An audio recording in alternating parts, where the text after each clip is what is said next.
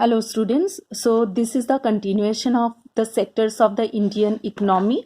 Our next topic is how to create more employment. So you all have some or the other ideas how to create more employment.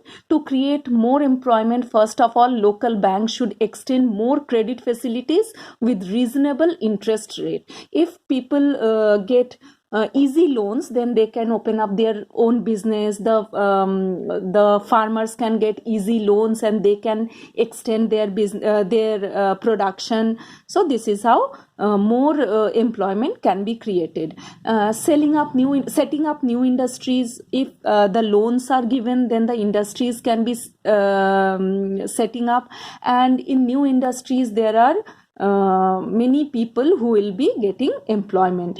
Opening cold storage. If in a particular area, if a cold storage is opened, then many people will join in that cold storage. In villages near forest areas, bee farming can be started. In rural areas, government has taken up Manrega. You have already learnt about Manrega in class 9, which provides 100 days of employment. Our next topic is division of the sectors as organized and unorganized.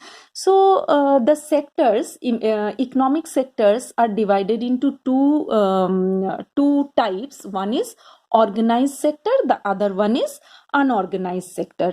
So you need to know about what is organized sector. Organized sector covers those work where the terms of employment are regular.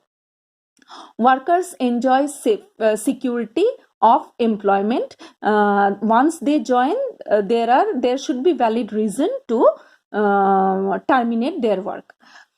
Working hours are fixed over there. For extra work, people get overtime. Several other benefits like paid leave, provident fund, gratuity, etc. are given to the employees. Medical benefits are provided to the employees. Safe drinking water, safe working atmosphere are also ensured. On the other hand, the unorganized sectors, they are completely different from the organized sector. Here work units are small and scattered, and rules and regulations are not fixed as well as not followed also. No job security are ensured over there. No fixed working hours and no overtime provision are given to them.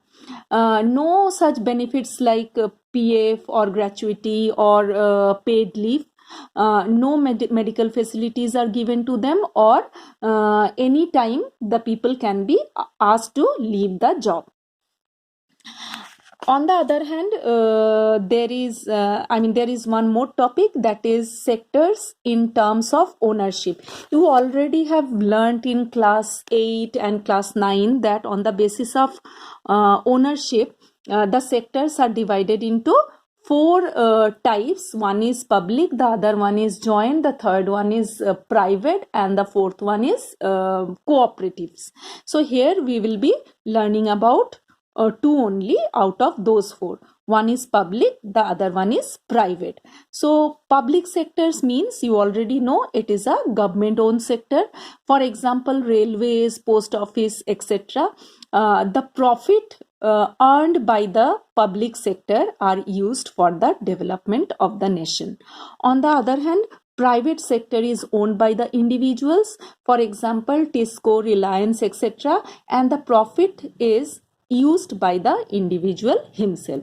So that is it. The chapter is completed. Now you need to learn the question answers and you need to read the chapters once again. Thank you.